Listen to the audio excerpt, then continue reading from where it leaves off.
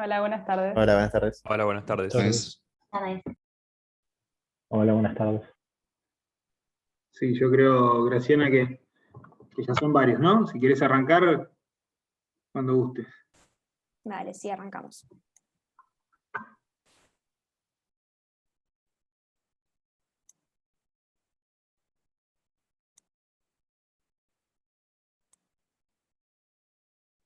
Bueno, avísenme por favor si se ve bien, si se ve en pantalla completa. Sí, pantalla Sí, completa. sí, se ve perfecto. Buenísimo, bárbaro. Y cualquier cosa, si se llega a escuchar mal, si se llega a interrumpir o algo, por favor avísenme también y así repetimos lo que sea necesario. Y obviamente si tienen dudas, me interrumpen también. Pero bueno, la clase de hoy vamos a arrancar con el tema de provisión de agua, acá en lo que es instalaciones en obras civiles 1, y la clase la voy a estar dando yo, con ayuda de Juan Pablo Lagia. Yo soy Graciana, para los que no me conocen. Y bueno, la clase la vamos a dividir un poco, primero en tratar el agua un poco como recurso natural y hablar un poco de la parte desde la captación del agua hasta la llegada a nuestros domicilios, de la conexión domiciliaria de los edificios que se van a estar abasteciendo. Y después en la segunda parte ver bien lo que es instalaciones particularmente en edificios, que bueno, en definitiva es el tema de la materia.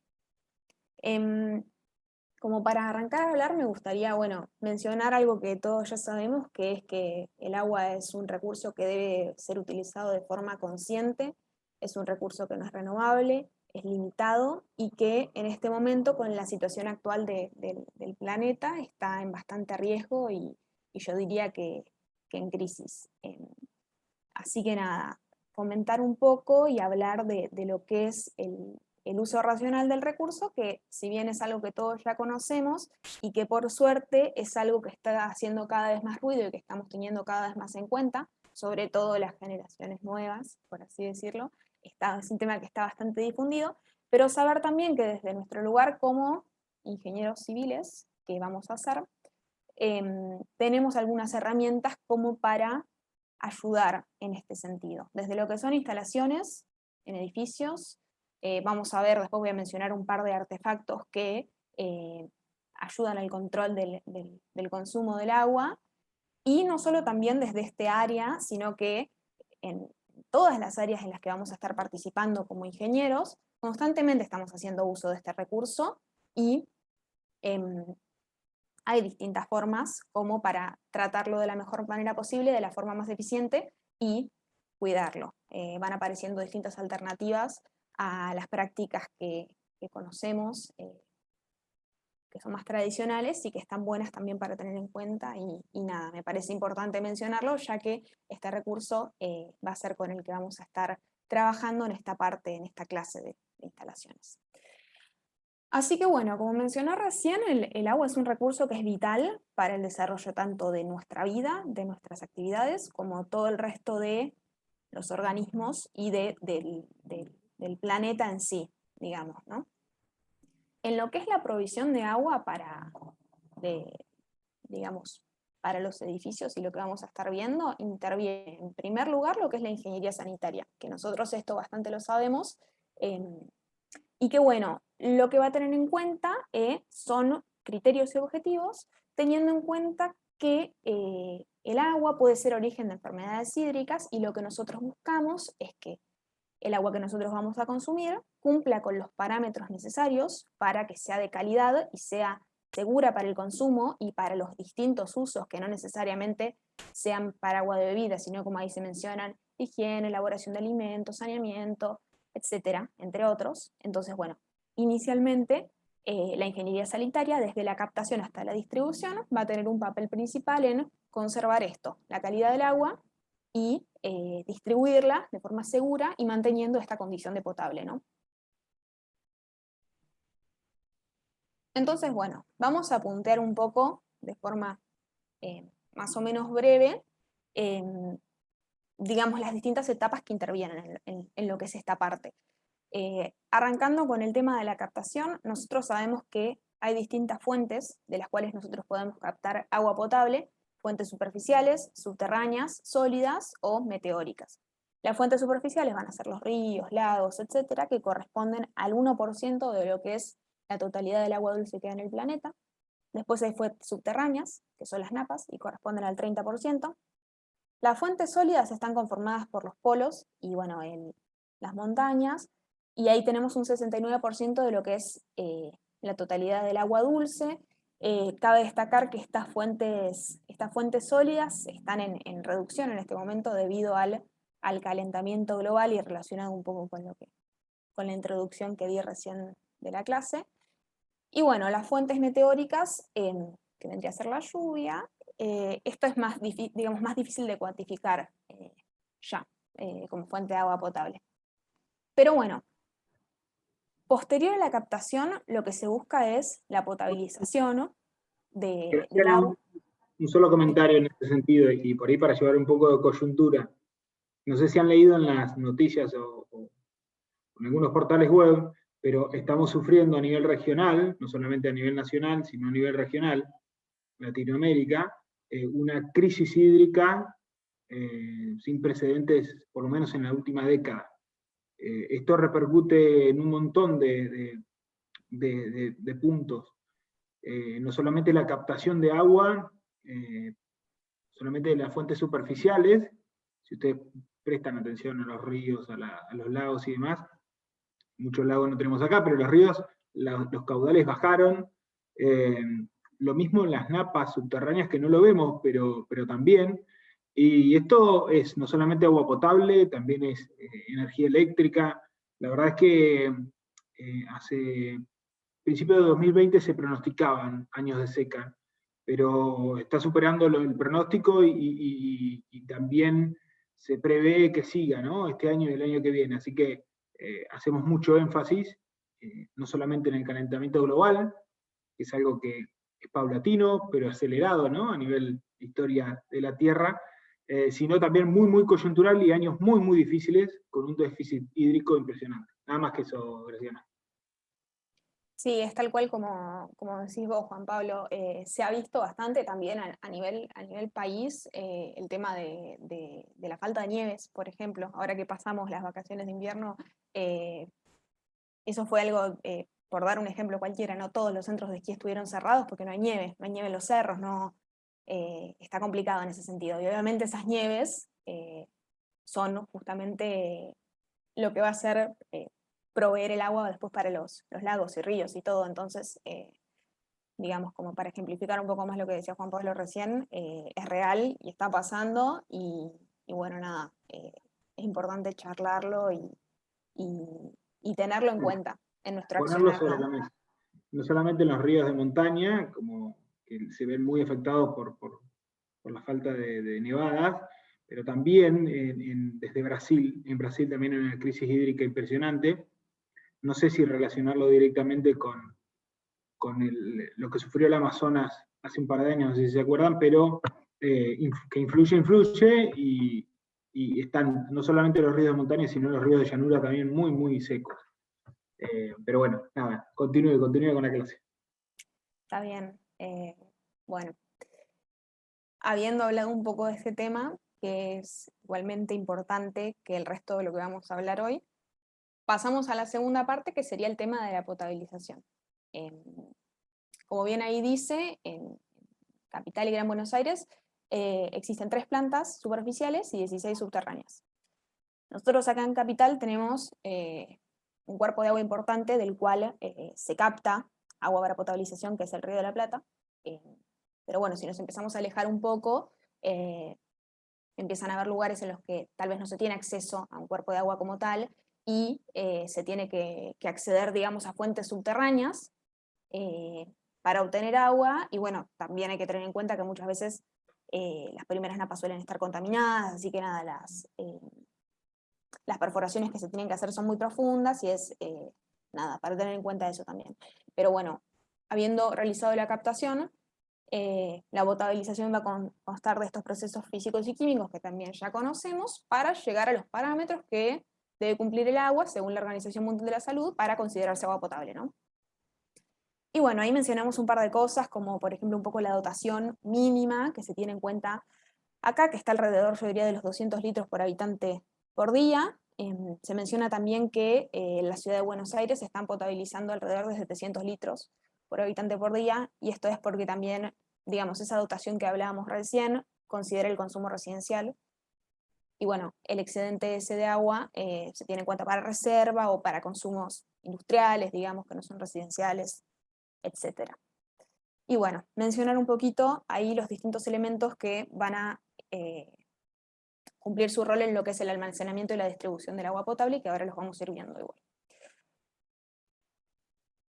Bueno, este es un diagramita que lo vamos a pasar de forma breve, pero para recordar un poco cómo opera una planta potabilizadora, y particularmente la planta San Martín, que es a la cual hace referencia este diagrama, y que están un poco acá las etapas detalladas. Inicia por la captación, relacionado a lo que hablábamos recién. Hay torres de toma, que en este caso están ubicadas en el Río de la Plata. Estas torres de toma cuentan con rejas gruesas que van a evitar el ingreso de sólidos grandes en primera instancia, que puedan dificultar el resto del proceso de potabilización o generar daños, por ejemplo. De acá se va a pasar una estación elevadora, que lo que busca es, valga la redundancia, elevar el pelo de agua, darle una cota suficiente para que el resto del proceso se dé por gravedad, ¿no?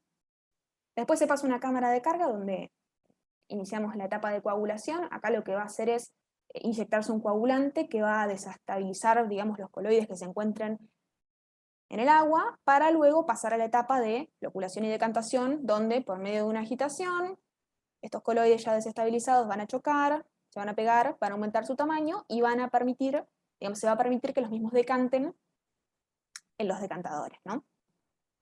El siguiente paso es el de filtración, donde se van a eliminar todas las partículas que hayan superado, digamos, que hayan pasado la etapa anterior, para terminar de limpiar el agua. Paso siguiente, desinfección, que en este caso se realiza con cloro, y que lo que va a hacer es, digamos, eliminar bacterias y microorganismos hasta los niveles establecidos por la Organización Mundial de la Salud, para que el agua esté, digamos, apta para consumo. Y además lo que tiene el cloro es que da un efecto residual de desinfección, para garantizar que el agua llegue en condiciones hasta nuestros hogares, habiendo circulado por todas las redes de distribución, ¿no?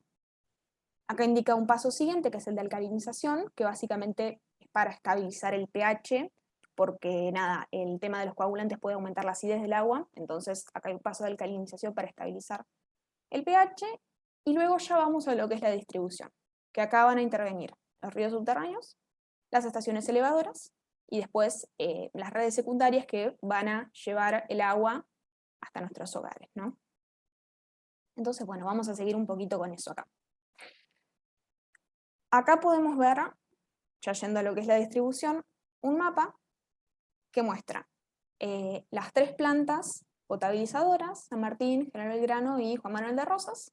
Se ven dos tomas ahí sobre el Río de la Plata, y después están representados los que llamamos recién como ríos subterráneos, que, digamos, materializan lo que es la red primaria de distribución.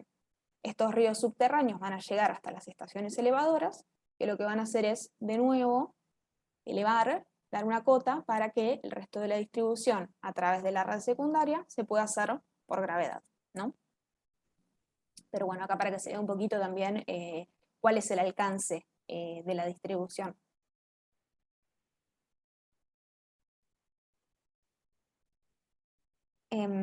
Bueno, en esta foto, que es una foto antigua, como bien se ve, pero que está muy buena, es muy linda, se ve como para tener una dimensión de las dimensiones de lo que son estos ríos subterráneos, ¿no? Este tiene de diámetro más o menos 2,80 y este 4,30, si mal no recuerdo, pero bueno, se ve bien la relación entre los diámetros y los operarios que aquí están trabajando. O sea, esta es la magnitud de, digamos, las cañerías que representan lo que es la red primaria. Cuando pasamos a red secundaria ya trabajamos con diámetros mucho menores. Y bueno, red primaria, estación elevadora, red secundaria. Acá lo que vamos a tener es un tanque distribuidor que va a estar ubicado estratégicamente para poder proveer de agua a todos los domicilios por gravedad. Y bueno, la red secundaria va a estar constituida por cañerías maestras, cañerías de distribución y todas las válvulas ahí mencionadas que van a servir para el correcto funcionamiento del sistema, en el caso de mantenimiento, de limpieza, digamos, tenemos válvulas de desagüe y limpieza justamente, la de incendio, y bueno, la válvula esclusa que tiene que ver con permitir el sentido de circulación unidireccional en cada una de estas cañerías. Pero bueno, este tema es tema conocido para nosotros, pero bueno, recordarlo para entrar bien en los temas que vamos a tratar de cero en la clase de hoy. Que arrancan más o menos desde acá.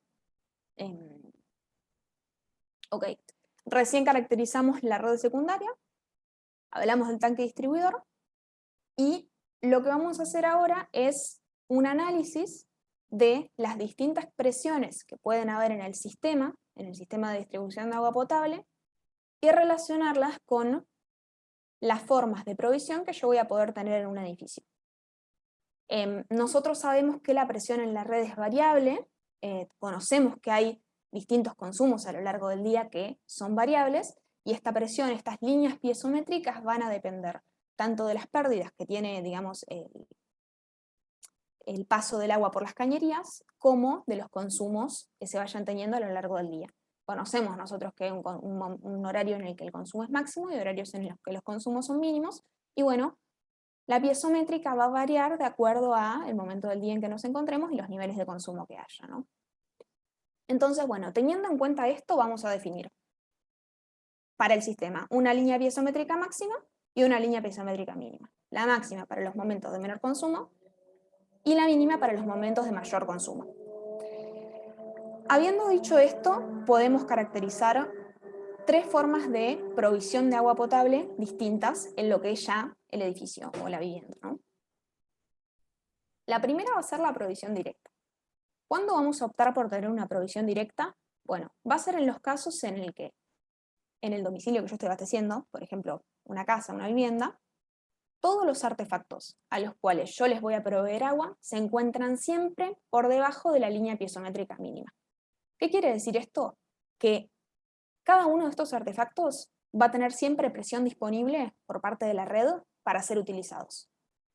En este caso, no es necesario tener una reserva de agua elevada, como sería en un caso en el que vos no tengas siempre presión de agua disponible, sino que los artefactos van a recibir agua directamente con la presión de la red, ¿sí?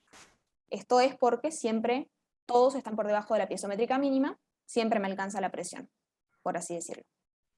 Un segundo caso sería una situación en la que haya artefactos, algunos, que se encuentren por encima de la piezométrica mínima, pero todos están por debajo de la máxima. ¿Qué quiere decir esto? Que va a haber momentos en el día, que son los momentos de mayor consumo, en los cuales a algunos artefactos no les va a alcanzar la presión de la red para poder ser utilizados, ¿sí? Y esto no es admisible, porque yo necesito, para darle los usos adecuados y satisfacer las necesidades de las personas que aquí estén residiendo, que todos los artefactos funcionen en cualquier momento del día, ¿sí? Entonces, para resolver este problema, ¿qué es lo que se hace? Se va a ubicar un tanque de reserva elevado en la parte superior del edificio, que va a estar por encima de la piezométrica mínima, pero por debajo de la piezométrica máxima. ¿Y qué va a suceder? En los momentos de menor consumo, la presión de la red va a alcanzar para que este tanque se llene y guarde una reserva que va a ir abasteciendo a todos los artefactos durante todo el día. Y en los momentos en los que el consumo es mayor y artefactos quedan por debajo de la piezométrica mínima, van a poder recibir agua de igual manera porque tenés una reserva, ¿no?, que abastece por gravedad a todos. Entonces, bueno, ese tanque se va a llenar en los momentos de menor consumo. Y esta sería la provisión semidirecta.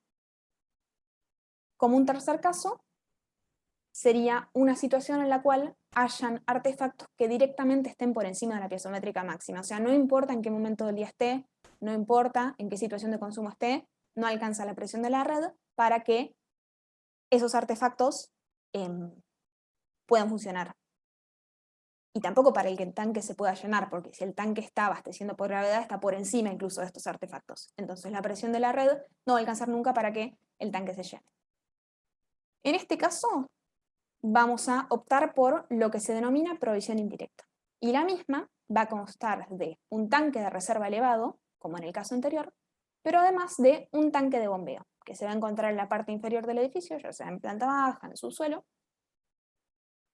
El mismo se va a llenar con la presión de la red, que para esta zona sí va a alcanzar, obviamente, y luego de ser almacenado este agua en este tanque de bombeo, vamos a ubicar un sistema de bombas que lo que va a hacer es enviar este agua hacia el tanque de reserva elevado, que va a distribuir a todos los artefactos del edificio por gravedad. ¿Sí? Este sería el tercer caso.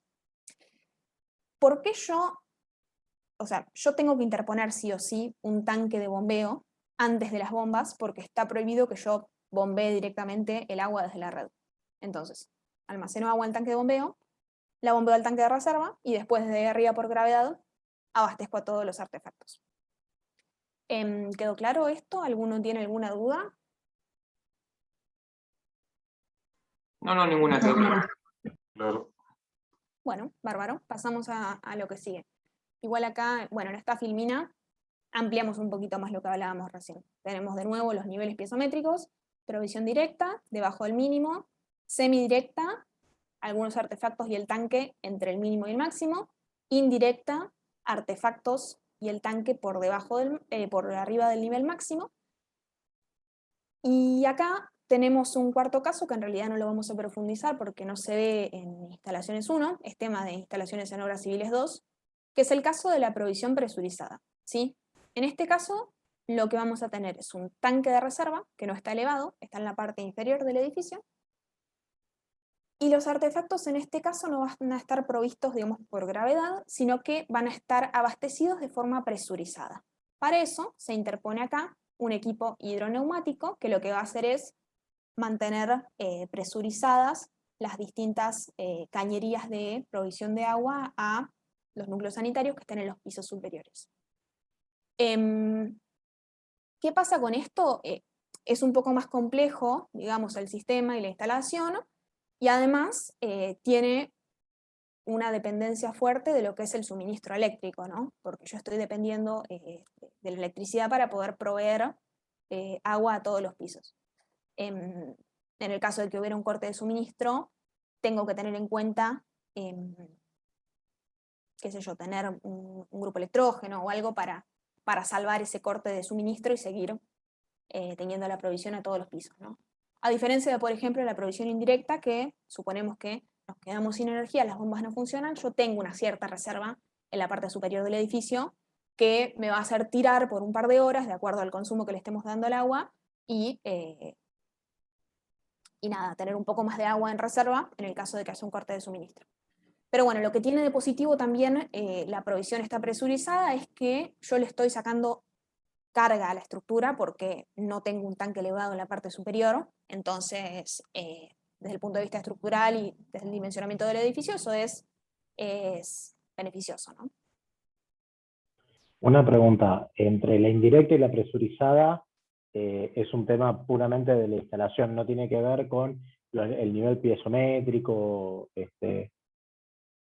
Claro, no tiene que ver con la instalación de en dónde está el edificio, sino de la instalación del edificio para adentro. Tal cual. En ambos casos, vos estás teniendo artefactos por encima del piezométrico máximo, si no te estarías en alguno de los casos de directa o semidirecta. O sea, en cuanto a ubicación y relación con la presión de la red, las dos situaciones son iguales, en indirecta y en presurizada.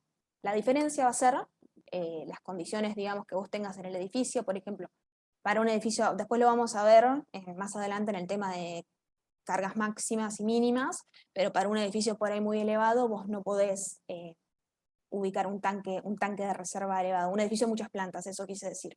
Entonces, de acuerdo al proyecto que vos tengas, por ahí vas a necesitar optar por una opción o la otra, independientemente del tema de las presiones, como me decías vos recién. Claro, perfecto. Gracias. No, de nada. Lo directo o indirecto tiene que ver con que no hay un sistema por gravedad, en definitiva, ¿no? porque si bien la semidirecta también se provee por gravedad. El indirecto necesita un sistema de bombeo. Con lo cual, si nos ponemos finos en la clasificación, la presurizada sería también una forma indirecta. Pero bueno, pero no se queden con clasificaciones ni nada, sino con el concepto. Que entiendan el concepto, ya está. Tal cual. Bueno. Entonces, habiendo visto esto que charlamos recién, acá hay un poco un punteo de cuáles son las cosas que más nos interesan en el momento de diseñar nuestra instalación y las cosas importantes y que vamos a tener en cuenta. Los distintos elementos que van a intervenir, ¿no? Por un lado vamos a tener la conexión domiciliaria, que ahora que va a ser lo primero que veamos, que en definitiva es la conexión entre la red de distribución y la instalación dentro del edificio. Vamos a tener que tener en cuenta la reserva de agua que nosotros vamos a necesitar, y ahí van a intervenir los consumos dentro del edificio. Con eso vamos a tener que proyectar tanques, ya sea un tanque de reserva elevado o tanque de bombeo y de reserva, de acuerdo a las provisiones que vimos recién. Proyectar lo que es el colector de bajadas, que ahora lo vamos a ver un poco en detalle también, pero es esto que está acá, y que básicamente vincula el tanque de reserva elevado con cada una de las bajadas de agua que van a abastecer a los pisos. La ubicación de eruptores de vacío, que acá todavía no me meto, ahora cuando hablemos de conexión domiciliaria vamos a arrancar con este tema. Después las columnas, las bajadas, las cargas mínimas, ver los sistemas de impulsión y bombeo que necesitemos, y por último las válvulas y juntas para el correcto funcionamiento de todo nuestro sistema, ¿no? Y la prolongación de la vida útil. Entonces, bueno, primer punto, conexión domiciliaria, que como dije recién, va a ser la conexión entre la red de distribución y la instalación de nuestro edificio. La conexión domiciliaria la podríamos dividir en dos. Digamos, una parte que es la parte pública, por así decirlo, que está antes de la línea municipal y en la cual va a intervenir el ente regulador del servicio, y después de la línea municipal para adentro, que ya vendría a ser la instalación de nuestro edificio en sí. La conexión domiciliaria se empieza a materializar acá en la conexión con la cañería distribuidora, que se hace por medio de una férula y una prolongación de una cañería, que va a llegar hasta la llave maestra, que es este elemento que nosotros tenemos acá.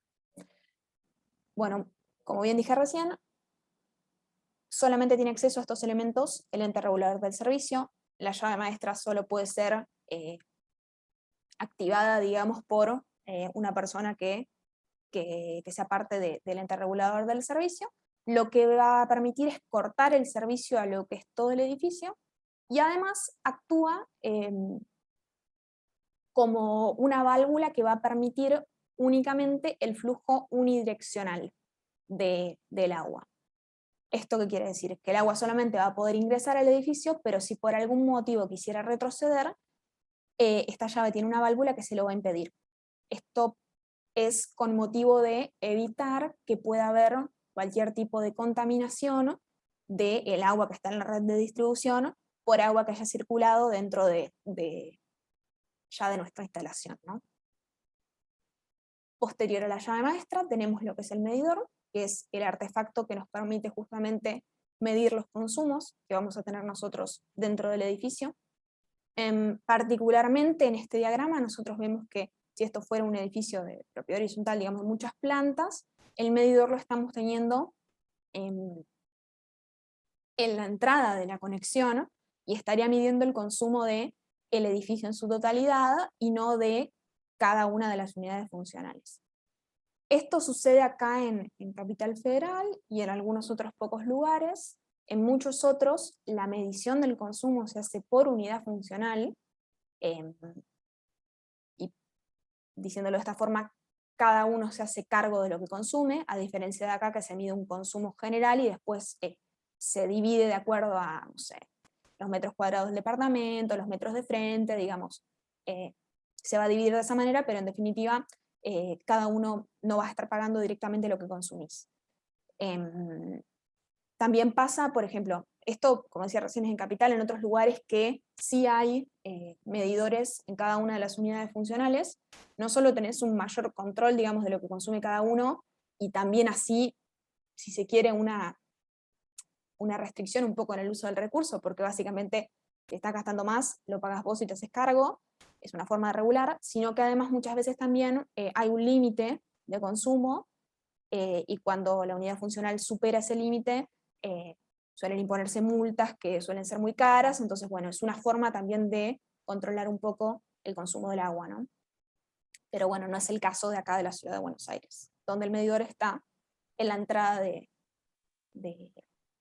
edificio, es decir, acá afuera en la conexión domiciliaria. Respecto a eso, chicos, no, estas multas por este sobreconsumo en algunos lugares, no se crean que es un caudal impresionante. No, son tales que a nadie se le ocurre lavar el auto o la vereda con agua potable. Por ejemplo, una medida para una vivienda normal, 7 metros cúbicos es el límite, por encima de 7 metros cúbicos las multas son impresionantes. Acá es muy común ver a los encargados de los edificios lavando la vereda con la presión del agua. Yo no sé qué más formas emplear como para hacerles entender que es una aberración eso. Pero bueno, para que entiendan también un poco este costado que tratamos de darle a las clases de la sustentabilidad y la sostenibilidad del recurso.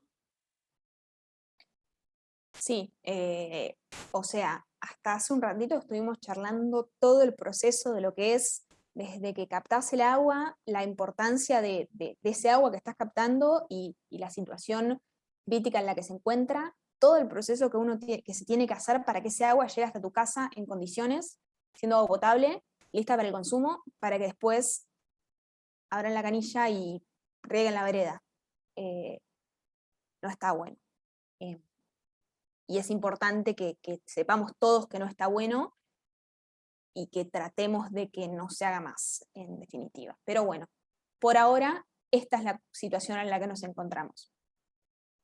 Pero bueno, siguiendo con el tema, conexión domiciliaria hasta el medidor, línea municipal, y la segunda parte de la conexión domiciliaria sería en la parte privada, por así decirlo, ya dentro del edificio.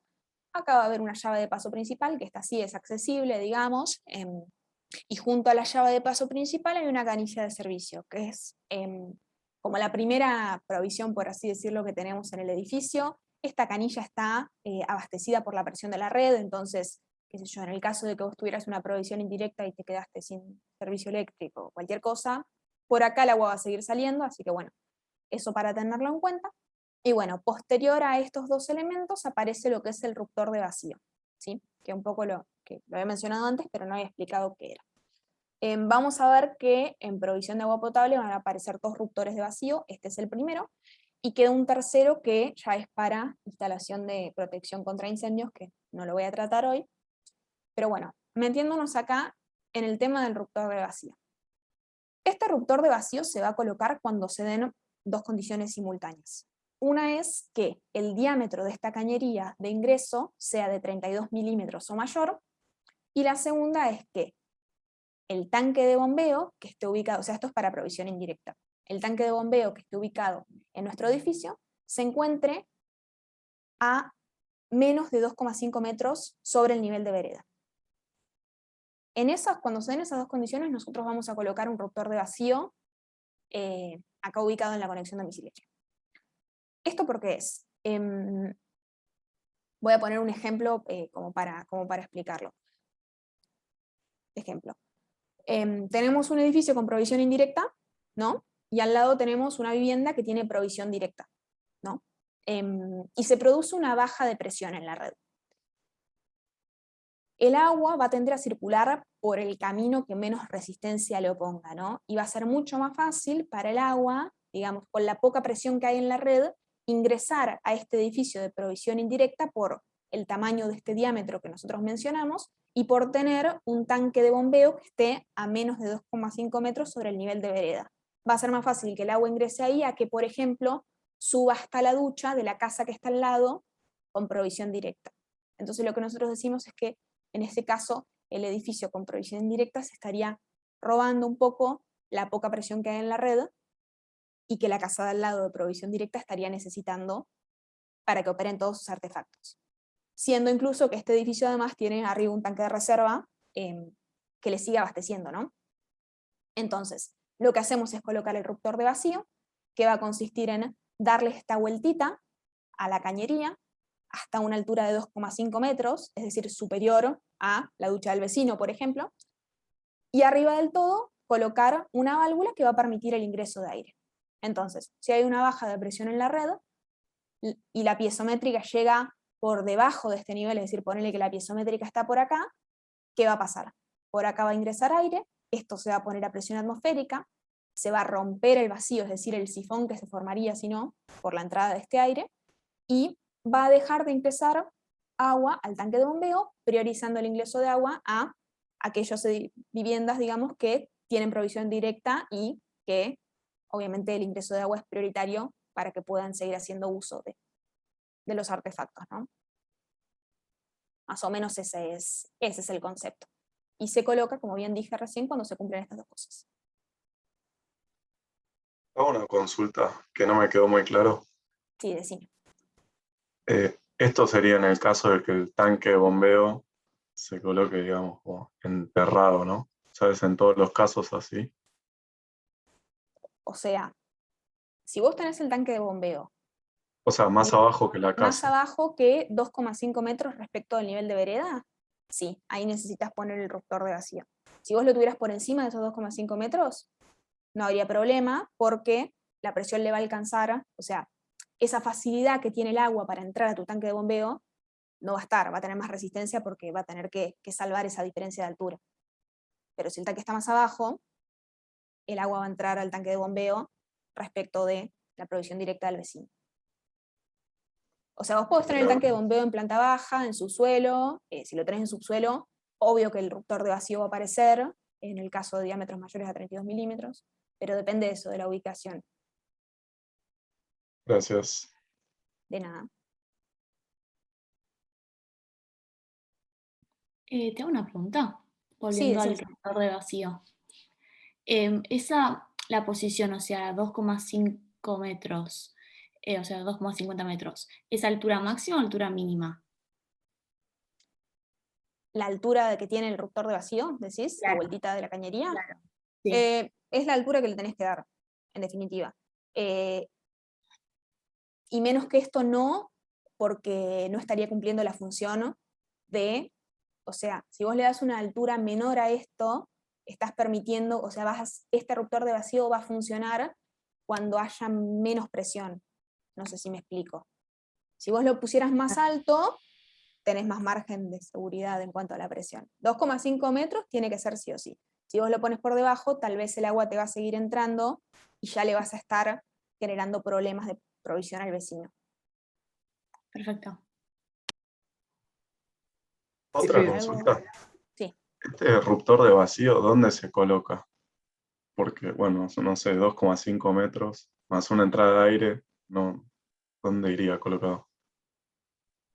¿Querés Sí, que le Juan. conteste? Sí. Se puede colocar generalmente en alguna pared, si hace alguna mocheta y alguna tapa de inspección, ¿no?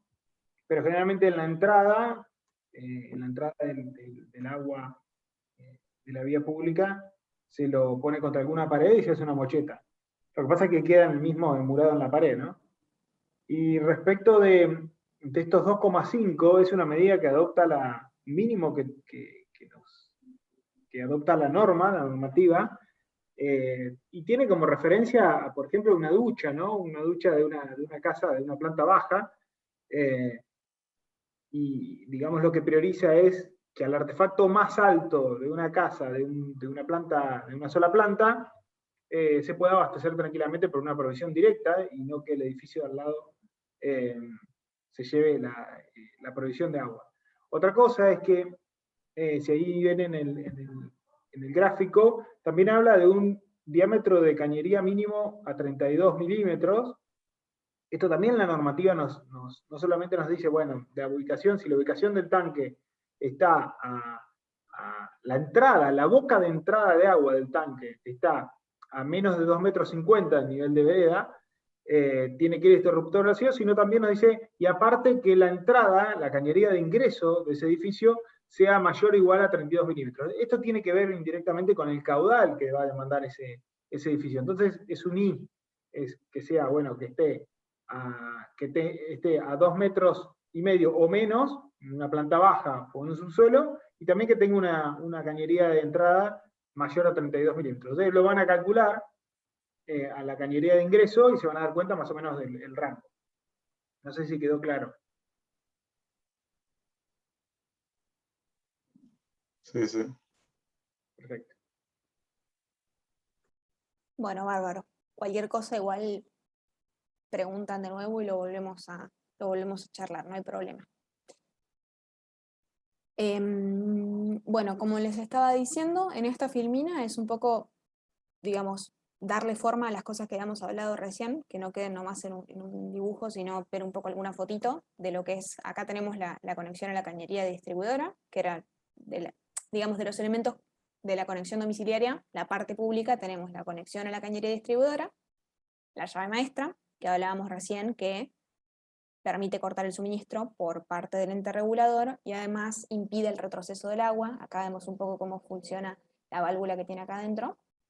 Y bueno, el medidor, una fotito como para ilustrarlo un poco. Y bueno, dentro de lo que es el predio, ver un poco distintas llaves de paso. Esta es una llave de paso tipo esclusa, que se acciona con este mando de acá, la esférica. También estas dos, a diferencia de la que mencionamos antes, permiten la circulación del agua en ambas direcciones.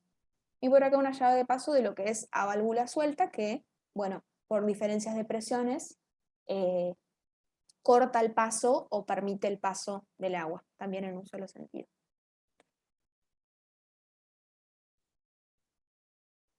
Bueno, pasamos lo que es conexión domiciliaria y entramos dentro del edificio, a lo que es el tema de los consumos, que esto es un punto bastante importante porque a partir del consumo que nosotros tengamos en el edificio, va a ser, digamos, uno de los parámetros que nos va a condicionar para dimensionar tanques, cañerías, etc. Y tenemos que el consumo de agua depende de distintos factores. Por ejemplo, del uso del edificio, porque no es lo mismo un edificio de viviendas, que una escuela, que un hotel, no sé, que un gimnasio. Cada uno va a tener un consumo de agua distinto, del tipo y la cantidad de los artefactos que se utilicen, que estén instalados dentro del edificio, la cantidad de personas que lo habitan, y bueno, también del gasto de los artefactos sanitarios, que esto es más difícil de cuantificar, es más bien aleatorio, del mismo modo que la probabilidad de uso de dichos artefactos, ¿no? Y acá abajo mostramos una tablita que va a tipificar un poco los distintos consumos diarios que pueden tener edificios según el tipo, ¿no? Como mencionábamos recién, el uso del edificio. Tenemos distintos consumos para viviendas, de acuerdo a si se encuentran en ciudades pequeñas, medianas, sean poblaciones rurales. Vamos a ver consumos en litros por habitante. Y bueno, también tenemos algunos típicos para lo que es una escuela, un hospital, qué sé yo, un hotel, como mencionaba recién. Y vemos cómo varían estos valores de acuerdo al uso y cómo esto tiene incidencia en lo que es el consumo diario en el edificio. Bueno, como dije recién, el consumo lo vamos a tener en cuenta para calcular distintas cosas, entre ellos lo que es la reserva total diaria. Reserva total diaria, que va a ser un volumen de agua que nosotros tenemos que tener en reserva en el edificio para que se puedan desarrollar, digamos, los distintos usos de agua, satisfaciendo las necesidades de quienes permanecen en el edificio durante el lapso de un día, ¿no? Entonces, en esta tabla podemos ver reserva total diaria domiciliaria de acuerdo a el tipo de provisión que se tenga, volviendo a un poquito al tema de antes. Vemos que acá sería alimentación directa, esto sería alimentación indirecta porque dice directa con tanque de reserva, pero semidirecta, perdón, nosotros le hemos llamado, y esto alimentación indirecta, con tanque de bombeo y de reserva. Y vemos que para viviendas nos hace acá como una tipificación de lo que sería una vivienda completa, que tenga estos núcleos y artefactos, y para esto nos va a decir, bueno, de acuerdo al tipo de alimentación que vos tengas, la reserva total diaria que vas a tener que tener en cuenta. Y además, si la vivienda tiene más locales sanitarios que lo que sería la vivienda completa, lo que está definido acá, vas a tener que ajustarlo de acuerdo también a lo que indica acá la tabla. Esto igual lo pueden leer tranqui después, es bastante sencillo, pero bueno, para que empezar a introducirlos. Y bueno, acá tenemos para otros usos que no sean vivienda, dice locales comerciales, escuelas, oficinas, depósitos, también va a depender del tipo de alimentación o provisión que vos tengas y de la cantidad o tipos de artefactos que aparezcan en este edificio, ¿no? Nos va a dar valores en litros que tenemos que tener en cuenta para la reserva total diaria. Y acá un apartadito medio colgado, pero que tiene que ver un poco con lo que habíamos hablado al principio, y que tiene que ver directamente con el consumo, son lo que llamamos artefactos eficientes, ¿no? Que acá hay mencionado solamente 2, hay más y quiero creer que cada vez se están desarrollando más y que lo que van a hacer es ayudar a reducir el consumo de agua dentro de las viviendas, ¿no? o de los locales que respectivamente se estén utilizando. Ahí mencionamos la grifería de chorro aireado, que básicamente lo que hace es introducir aire en el chorro que sale la canilla para reducir el caudal que está siendo utilizado.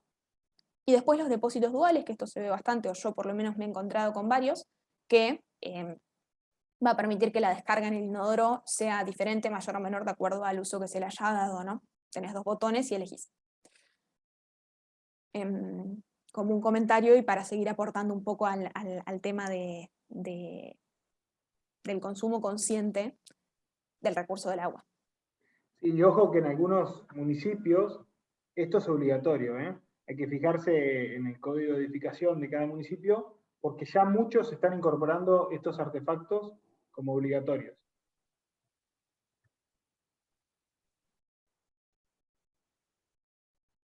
Bueno, bárbaro. Bueno, habiendo calculado la reserva total diaria, vamos a pasar a lo que son tanque de bombeo y tanque de reserva, que obviamente van a aparecer los dos, si estamos en el caso de una provisión indirecta, será un tanque de reserva solo si es provisión semidirecta. Bueno, para calcular el volumen que tienen que tener estos tanques, tenemos limitaciones reglamentarias, ¿no? Se van a establecer límites de los volúmenes que tiene que tener cada uno de ellos. El volumen del tanque de bombeo va a tener que ser mayor o igual a 1/5 de esa reserva total diaria que calculamos, y el volumen del tanque de reserva va a tener que ser mayor o igual a 1/3 de esa reserva total diaria que calculamos. Y en definitiva, la suma de los volúmenes de los 2 tanques tiene que constituir el total de la reserva, para que sea todo ese el agua que tenés disponible. De nuevo, son límites, ¿no? Se puede jugar un poco con los volúmenes de uno y otro, siempre que se respeten estas condiciones que tenemos acá detalladas. Y bueno, particularmente, yendo a las características de los tanques, acá tenemos un poco punteado que tienen que garantizar estanqueidad, es decir, que sea estanco, que no, digamos, no haya filtraciones de agua hacia afuera, ni filtraciones hacia adentro, que no se vaya a contaminar, que el mismo sea impermeable, digamos, porque obviamente ese agua es agua de consumo, entonces tiene que tener las condiciones con las cuales, tiene que mantenerse las condiciones de agua potable con el cual la recibimos. Tiene que ser un tanque que esté ventilado, acá adentro va a estar a presión atmosférica también, y obviamente tiene que, de nuevo, garantizar que el agua que aquí está reservada mantenga su característica de potable. Y además tienen que permitir inspección del mismo, limpieza y desinfección, ¿no? Para mantener sus características. Así que bueno, hablemos un poquito de cuáles son los elementos que tienen cada uno de estos tanques. Arrancando un poco por el tanque de bombeo, por acá viene la entrada de agua, tenemos una llave de paso que nos va a permitir cerrar la entrada de agua, e inmediatamente lo que aparece acá es un flotante, ¿no? Un interruptor a flotante mecánico, que es el primer flotante que vamos a encontrar. Lo que va a permitir ese flotante es que ingrese agua si el nivel del agua del tanque desciende, o si está lleno, este flotante va a subir y va a cortar la entrada del agua que proviene de la red, ¿no? Eso por un lado. Después, como bien dijimos, este tanque tiene que poder ser inspeccionado y limpiado eventualmente. Vamos a tener una tapa de inspección en la parte superior de 25 por 25 centímetros, una tapa de acceso en un lateral de 50 por 50. Toda esta superficie del tanque tiene que ser lisa para evitar obviamente que que se almacene algo, digamos, que haya alguno quedado, algo que impida que se garanticen estas cuestiones que hablamos recién. Tiene que tener una pendiente en la parte inferior para ayudar al vaciado también y para la limpieza.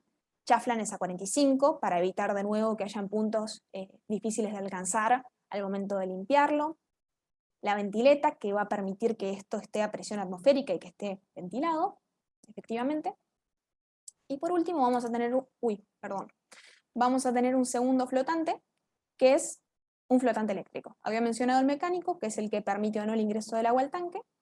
Y por otro lado tenemos un flotante eléctrico. ¿Qué es lo que va a marcar? Lo que va a hacer es, cuando el tanque llegue al tercio inferior, digamos el nivel del agua del tanque llegue al tercio inferior de la altura, va a impedir que las bombas que se encuentran posteriores al tanque arranquen, para proteger obviamente estos equipos y evitar que hagan succión en vacío y que obviamente se arruinen, ¿no? Entonces, bueno, 2 flotantes y todas esas características que yo mencioné recién, que yo digo características, pero están en la norma, ¿no? Se tienen que cumplir sí o sí. Además, esto va para los 2 tanques. Los 2 tanques tienen que ser accesibles, tienen que ser recorribles en todo el perímetro. Hay unas distancias que tienen que estar alejados de las medianeras, también para evitar cualquier contaminación o lo que sea. Entonces, bueno, eso está bien detallado en la norma, pero se los voy adelantando. Abajo tenemos una llave de paso para limpieza. Cerramos la general, abrimos la de limpieza y esto se vacía. Si no, la de limpieza está cerrada y esta general está abierta, que va a permitir el paso del agua hacia las bombas. También hay una llave de paso previa a la bomba.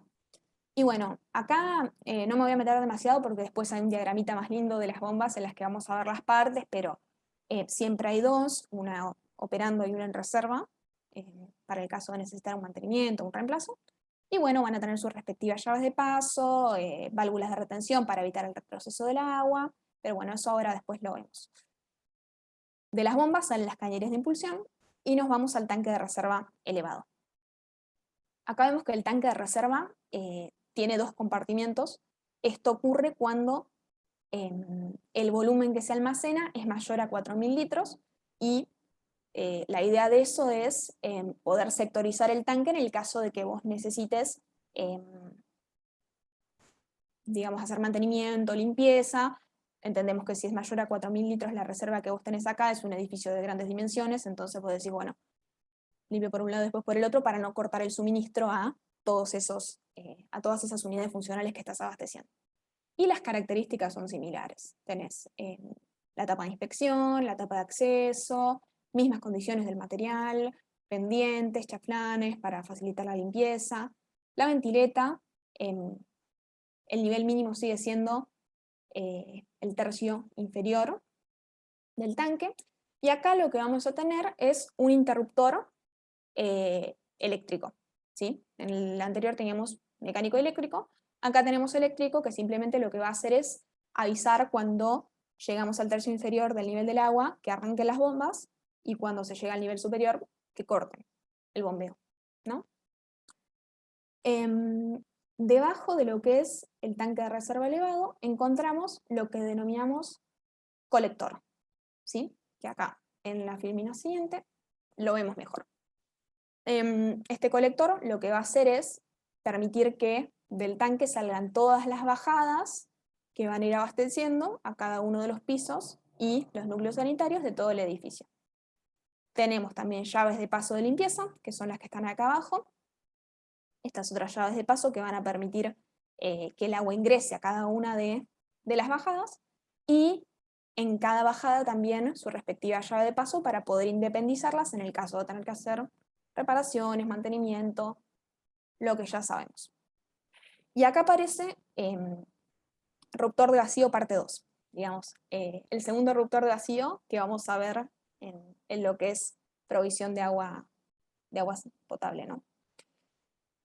¿Cuándo vamos a colocar ruptores de vacío en las bajadas de agua fría? Va a ser cuando estas bajadas alimenten artefactos que son considerados artefactos peligrosos, ¿no? Y bueno, vamos a definir a los artefactos peligrosos como aquellos donde el elemento por el cual sale el agua puede llegar a quedar sumergido. Caso típico, y que va a aparecer en edificios de vivienda, un bidet. La flor del bidet está, digamos, en la parte inferior del recipiente. Y si nosotros ponemos el tapón, eso puede quedar sumergido en agua. ¿Y cuál vendría a ser el problema acá y por qué ponemos un ruptor de vacío? Lo que queremos evitar con el ruptor de vacío nosotros es el retroceso del agua del bidet, digamos, que el agua vuelva del bidet por donde salió, por la flor donde salió. Al estar eso tapado de agua, podría llegar a haber un retroceso. ¿En qué caso puede haber un retroceso? En el caso de que la llave de paso de la bajada que está abasteciendo ese bidet esté cerrada y que tal vez en un piso inferior, en el edificio, alguien accione el agua, ¿no? Lo que estaría pasando ahí, como para ilustrarlo un poco, es que ese bidet lleno de agua se estaría convirtiendo como en un segundo tanquecito y el agua vuelve porque alguien abrió la canilla abajo. No hace falta que explique por qué no queremos que pase eso, pero bueno, ¿cómo va a funcionar este ruptor de vacío? Básicamente lo que va a hacer es poner a presión atmosférica toda la cañería. Por eso se coloca por debajo de la llave de paso. Si lo coloco encima, no me sirve de nada.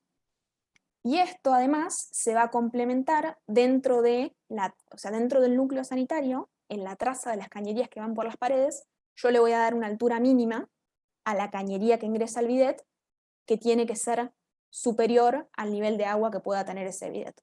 Cosa de que, si estuviera por debajo de la cañería que ingresa al bidet, estuviera por debajo del nivel que puede tener de agua, el agua retrocedería igual, no importa que esté a presión atmosférica. Lo que nosotros queremos es que aparezca, es análogo al ruptor de vacío de la conexión domiciliaria. Le damos una vueltita y además lo ponemos a presión atmosférica para que ingrese el aire. Y de esa forma evitamos el retroceso del agua en el caso de que se den juntas todas estas condiciones que dije recién. ¿Sí? Así que bueno, ese sería el caso en el que colocamos un ruptor de vacío en las bajadas de agua fría. En este caso, están todas, ¿no? Es esta cañería que, como es de ventilación, se coloca en verde y que tiene que, acá lo vemos, superar, la parte superior tiene que estar por arriba del nivel del tanque, porque si no, obviamente por acá saldría agua. Eso en lo que respecta al colector del tanque de reserva y a los ruptores de vacío que se colocan acá. ¿Alguna pregunta de este tema?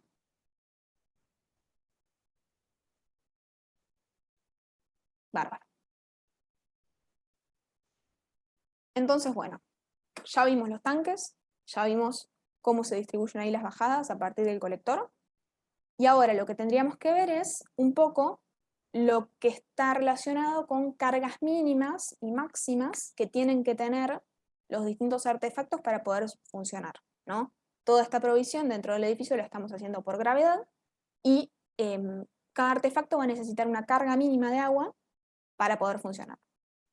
Y también se define lo que es una carga máxima, que la misma va a ser de 45 metros, digamos. A cualquier artefacto no tiene que tener 45 metros por encima respecto de el nivel mínimo del tanque, ¿sí? Esa sería la carga que definimos como máxima. Y por eso también, digamos, esto va a funcionar para un edificio de determinada cantidad de plantas, qué sé yo, 13, 14 plantas, va a funcionar que nosotros tengamos un tanque de reserva elevado porque va a dar esa carga máxima para los artefactos que están en el nivel más bajo. Ahora, si yo tengo un edificio de muchos pisos más, obviamente esa carga máxima no se va a estar respetando y ahí tal vez se tiene que cambiar, digamos, entrar a otro tipo de provisión, por ejemplo, la presurizada que habíamos explicado al principio, que bueno, menciono nomás porque es tema de instalaciones 2. Pero bueno, para tener en cuenta, como carga máxima eso. Y después, cargas mínimas, lo que tenemos que tener en cuenta es que en bajadas que alimenten varios pisos, con varios núcleos sanitarios, tenemos que tener como mínimo 4 metros. Esto que dice acá. Carga mínima medida desde el artefacto hasta el nivel inferior del tanque. Esto en general en todos los pisos se cumple y el que suele tener problemas es el último piso o incluso la azotea. Para ese caso vamos a tener distintas opciones. Si yo tuviera un último piso que no alcanza a tener estos 4 metros de carga mínima, pero la carga está entre 4 y 2, lo que puedo optar es hacer una bajada independiente que abastezca a ese núcleo, que está complicado con la carga mínima. Eso la norma te lo permite. Es decir, si no llegué a los 4 metros, pero tengo como mínimo 2, puedo hacer una bajada independiente. Después, si yo tengo algún artefacto individual, aislado, solito, por ejemplo, en la azotea, qué sé yo, una bacha, por decir, la voy a poder colocar, va a estar abastecida ahí por una cañería, digamos, individual, que sale del colector, siempre y cuando yo tenga en ese artefacto una carga mínima de 50 centímetros. ¿Sí? ¿Y qué más? Bueno, en el caso de que yo, por ejemplo, no pueda cumplir con esta carga mínima de 2 metros y bajada única, bajada independiente, la otra opción que tengo es colocar algún equipo presurizador y abastecer ese núcleo que está complicado con la carga mínima utilizando, por ejemplo, una bombita, una bomba recirculadora que lo que haga es darle presión a esos artefactos que no les alcanza con la carga mínima. Y después otra cosa a tener en cuenta, que es ya más para tema de agua caliente, pero para mencionarlo, es que el calefón también particularmente, tiene una carga mínima de 2 metros para funcionar, pero bueno, no me voy a meter en eso porque es tema de la clase que viene, pero que ya que estamos hablando de cargas mínimas, lo menciono. Esto también está todo en la norma. Y bueno, acá está el diagrama, el dibujito un poco que les hablaba antes, donde se ve bien el tema de las bombas y los elementos que las tienen que acompañar. Acá está la tubería de aspiración, que viene del tanque de bombeo. Vamos a tener las 2 bombas. Acá fíjense que esta dice llave de paso abierta, llave de paso cerrada. Estaría operando esta bomba de acá y la otra está en reserva. Las bombas van a estar ubicadas sobre una plancha antivibratoria y en la cañería que sale va a haber inmediatamente una junta elástica que lo que va a hacer es evitar que se transmitan vibraciones de las bombas a la cañería de impulsión, ¿no? Generalmente lo que se hace acá es materializar un punto fijo por encima de la junta elástica, cosa de que no se transmita ninguna vibración a las cañerías posteriores.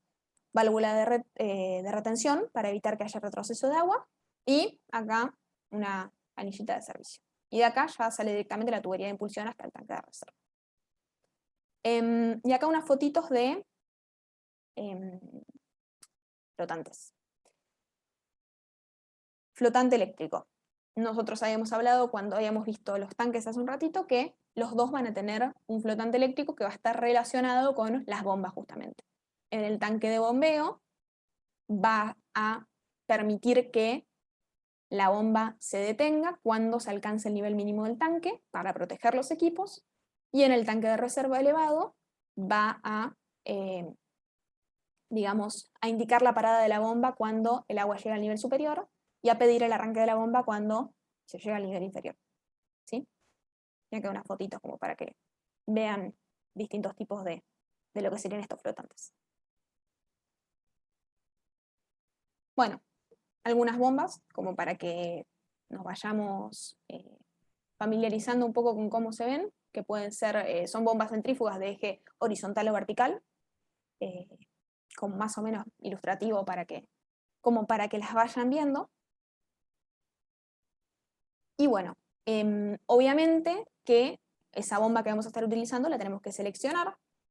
Esto es un tema de hidráulica en realidad, pero para recordarles un poco y refrescarles, digamos cuáles son los parámetros que intervienen en la selección de la bomba centrífuga, que van a ser la altura malométrica, el caudal que se tenga que elevar, la altura de aspiración, el rendimiento de la bomba y la potencia de la bomba, ¿sí? Vamos a tener en cuenta estas cuestiones y con las curvas características que nos facilita el proveedor, vamos a poder seleccionar la bomba que, digamos, que se adecue a las condiciones de nuestro proyecto.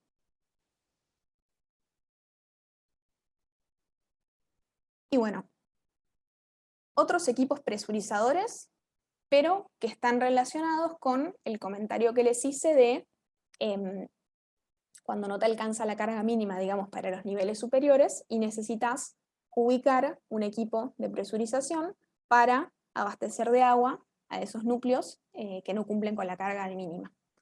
De estos hay distintos tipos. Estas serían bombas, bombas centrífugas que se ubican por debajo del tanque de reserva, generalmente abastecen artefactos que estén por debajo del tanque de reserva y se activan cuando, cuando captan el flujo de agua. Por ejemplo, vos abrís la canilla, el flujo de agua, se activa la bomba. A diferencia de estos otros, que son hidroneumáticos, que también se colocan por debajo del tanque, obviamente, pero en este caso suelen abastecer a artefactos que se encuentren por encima del tanque. Y no se activan con el flujo del agua, sino que mantienen a presión las tuberías de alimentación de todos estos artefactos, y cuando captan una variación de presión, que la presión disminuye, ahí arrancan, ¿sí? Esto es como un recontra simplificado de la provisión esa presurizada que mencionamos antes, ¿no? Pero el concepto sería el mismo.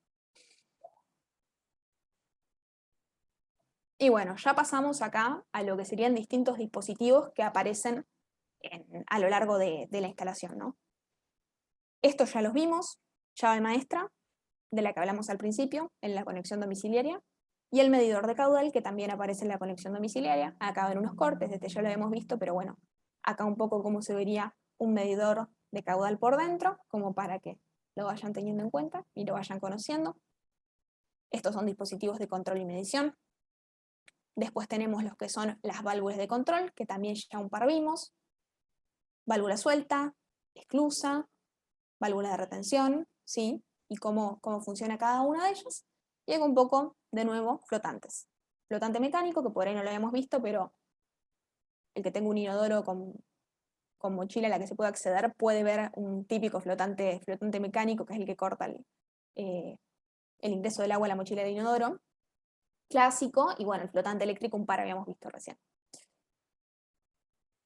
Después lo que son las juntas, que, bueno, lo que van a hacer va a ser absorber distintos movimientos que se pueden producir en las cañerías. Digamos, las cañerías de provisión de agua algún leve movimiento tienen, pero obviamente estos movimientos tienen que ser controlados y son mínimos, y para eso se colocan juntas. Acá hay antivibratorias y de expansión, y en general se ubican en situaciones donde hay cambios de dirección, donde hay algún punto fijo o conexión con máquinas, ¿sí? Y van a permitir distintos movimientos: compresión, extensión, lateral, angular.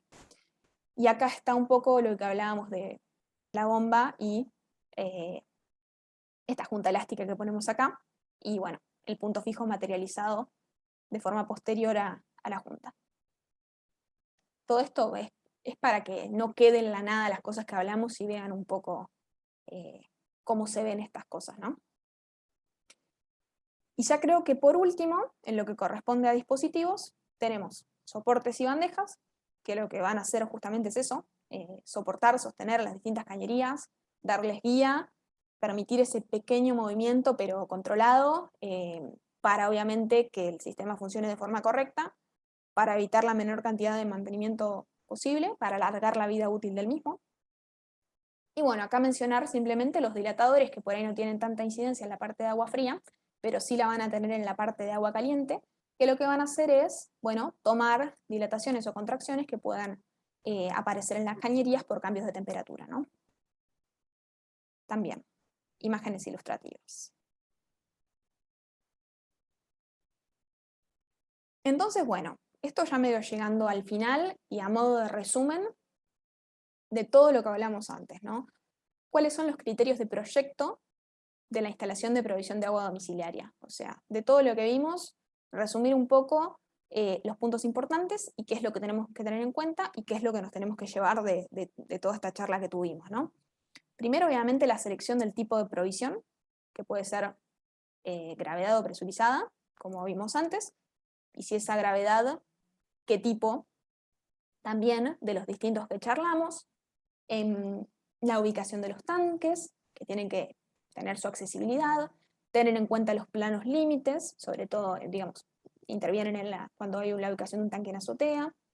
Y obviamente la ubicación relacionada con las cargas mínimas para poder respetarlas dentro de lo que se pueda, en lo que corresponde al edificio y su ubicación respecto de los artefactos. Las columnas de bajada, cuántas vamos a necesitar, la accesibilidad que tienen que tener, yo tengo que poder acceder a las mismas para el caso de mantenimiento, inspección, cualquier cosa que sea necesaria, y obviamente que las mismas aparezcan las válvulas de control que mencionamos recién para que el sistema funcione de forma correcta y minimizar los mantenimientos, ¿no? Las trazas de las cañerías, que bueno, ahora les voy a mostrar un par de imágenes finales en los que vamos a ver un poco cómo es la traza dentro del núcleo sanitario, pero bueno, la accesibilidad de las mismas y las canalizaciones que yo voy a tener que tener en cuenta, los equipos electromecánicos en reserva, más de lo que hablamos recién, y por último, acá como un puntito final, equipos de energía alternativa, que esto sería para agua caliente. Volviendo un poco a hacer énfasis en el tema obviamente, del cuidado del medio ambiente y de tratar por los frentes que podamos, hacer las instalaciones lo más sostenibles, sustentables posible.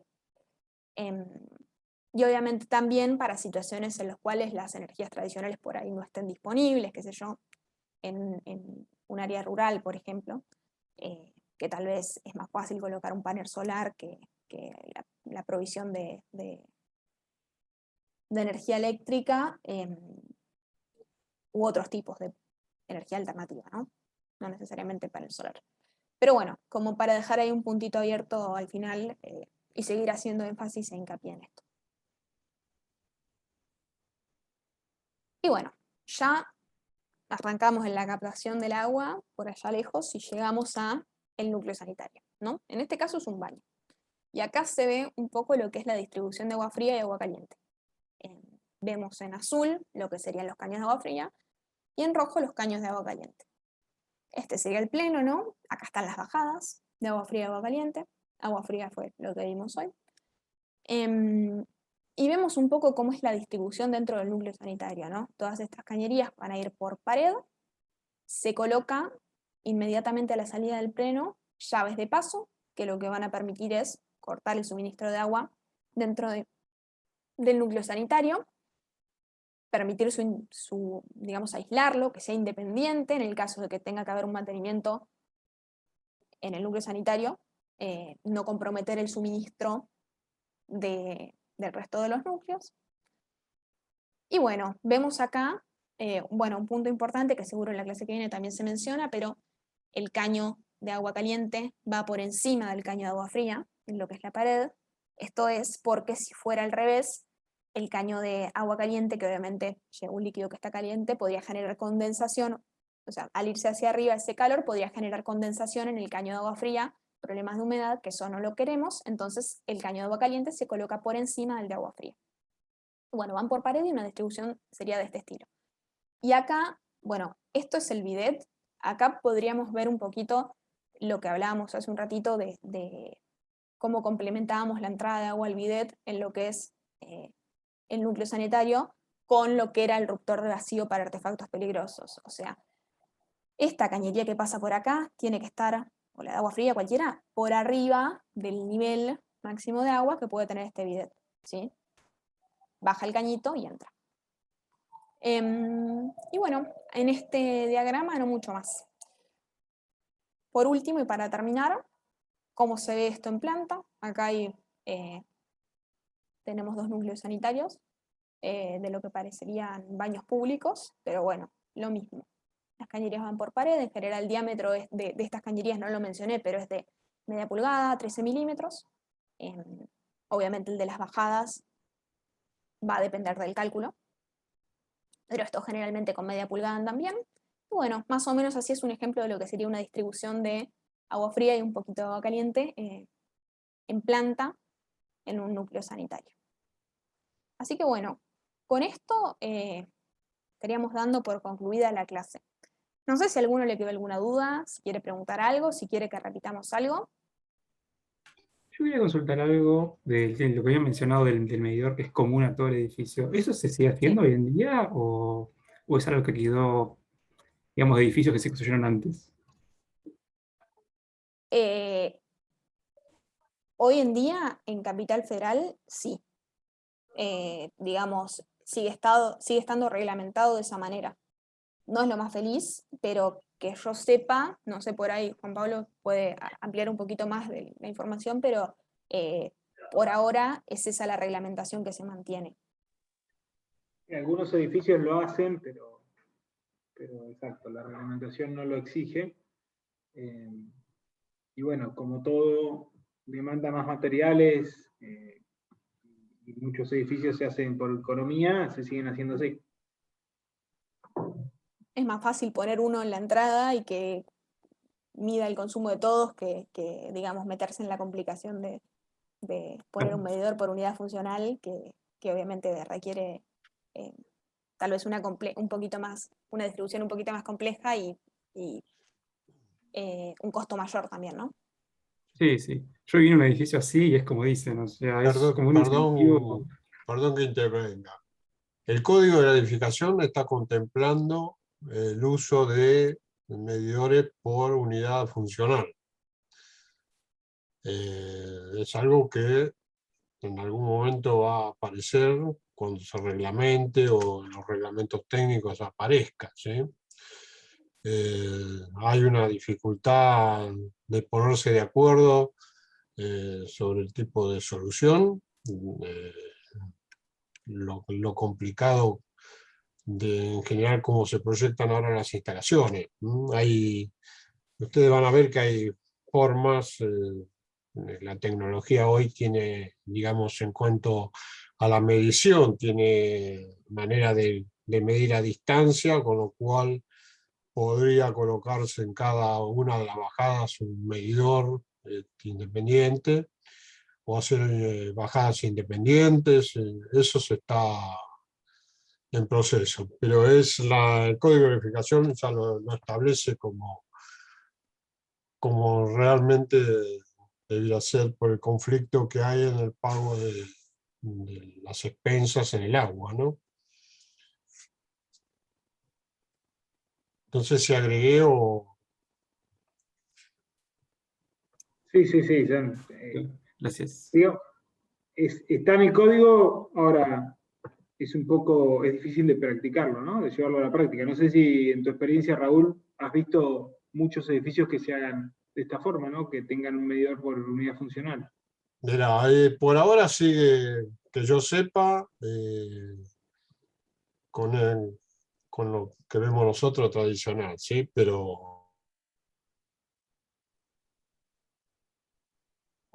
Debe pasar parecido al K.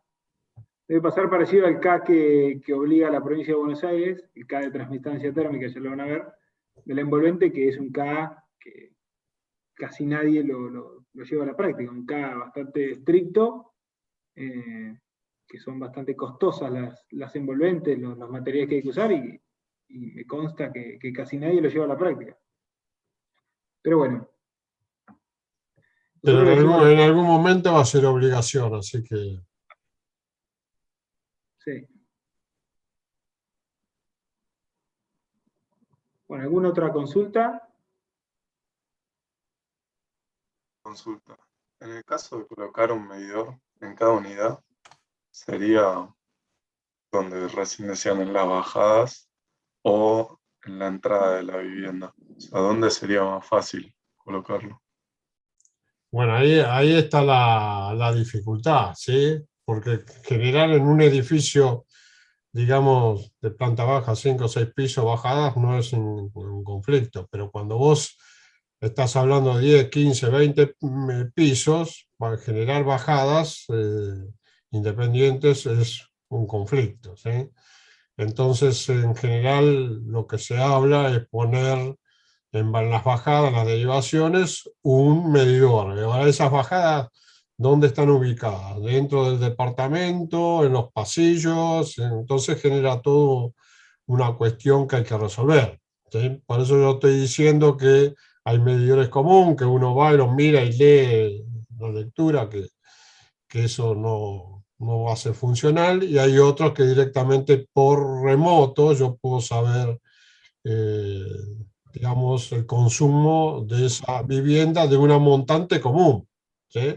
O hago montantes para cada departamento, para cada bajada, cada departamento. Ustedes imagínense el colector, cuando yo hago una bajada para cada departamento, lo que sería, ¿sí? Entonces, bajada colector, una bajada, para que sea accesible la medición y qué sé yo, tiene que estar en un lugar común, es decir, donde puedan ingresar y salir la gente. A pesar de que cualquier pleno que generemos es un espacio común dentro del edificio, pero tiene que tener cierta accesibilidad. Entonces estamos generando toda una cuestión, ¿sí? Los docentes anteriores me habían dejado encargado de esta tarea porque era lo que se venía. Y bueno, la realidad es que no todos los profesionales de instalaciones saben cómo resolverlo, saben resolverlo en forma económica, no que no sepan resolverlo o con las, digamos, herramientas o los recursos que tenemos, ¿sí? Así que esta cuestión está ahí. Pronto va a salir una publicación del ingeniero, ¿se me escucha?, sobre este tema en particular. Creo que va a ser un aporte importante. Cortó el nombre del ingeniero. Carlos Talarico y Diego Talarico. Cuando yo tenga, digamos, ese libro, esa información, digamos, Diego me consultó a mí sobre la temática, cómo hacer el libro y cómo hablar sobre distintas, estuvimos charlando largo y tendido.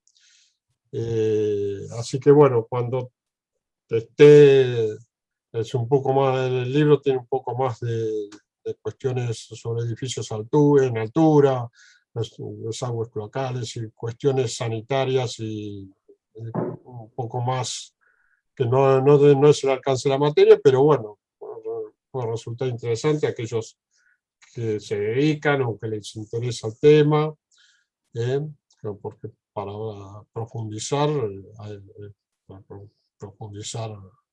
en serio, o sea, sería una cuestión nuestra resolverlo en las instalaciones de obras civiles 2, o sea que ya profundiza todos los conocimientos que ustedes tienen. Acá lo que estamos dando, apenas podemos dar conceptos básicos de las instalaciones. No, apoyamos mucho el tema hidráulico y en función de eso tratamos de que se resuelva, ¿sí? Sí, ahí va a ser interesante también ver ciertos conceptos que nosotros damos como generales, que por ejemplo, la cantidad de bajadas, imagínense que por ahí departamentos de un piso, de semipisos, por ahí se abastecen por varias bajadas, tienen un par de bajadas que abastecen a los núcleos sanitarios que tenga un solo departamento, una sola unidad funcional.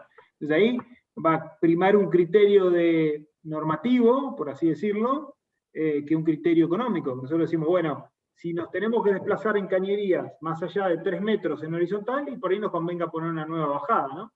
Bueno, acá va a empezar a ponerse en tela de juicio eso. Sí, pensemos que, digamos, en los edificios, en altura, por llamarlo de alguna manera, el centímetro cuadrado vale mucha plata, ¿sí? Entonces, el proyecto termina de alguna manera resolviéndose por el uso de la menor cantidad de uso en plenos y en distribución de superficie. Pensemos de esa manera, o sea, hay otros recursos que son tecnológicos, básicamente, se apoyan en la hidráulica, pero en los conceptos que estamos dando, conceptos básicos, pero digamos, las soluciones de las instalaciones pasan porque ya, digamos, la tecnología aporta lo suyo, ¿sí? En lo que es la seguridad, ¿sí? La seguridad de las personas, la seguridad no solamente a nivel de instalación, sino con seguridad del edificio y todas las cuestiones, que es un todo, ¿sí? Así que, digamos, por eso ustedes ven que el enfoque de la cátedra es ver el riesgo que tiene la instalación más que la instalación en sí misma, para que como profesionales, cuando tengamos que resolver las instalaciones, sepamos qué riesgo tiene y en función de eso tomar las medidas, apoyado por supuesto a veces en especialistas o en la tecnología misma que nos provee, sino no es soluciones sencillas, ¿sí? Bueno, genial, genial. Gracias, Raúl, por los aportes. También pueden ir al libro de Raúl, que también tienen el libro, 2 libros y bueno, está la bibliografía. Ya voy por el 4.º libro, te digo, ¿no? Ya te quedaste atrasado. ¿Este era el segundo o el tercero? El de sanitarias, el de que cubre la primera parte de la materia es el segundo, está después el de incendio, y ahora este año salió de ejercicio profesional, así que bueno, no sé, en esto no lo conocen ustedes, a Victorio Díaz me agarró para este tema para empezar y bueno, y seguí. Pero bueno. Bueno, ¿alguna otra duda?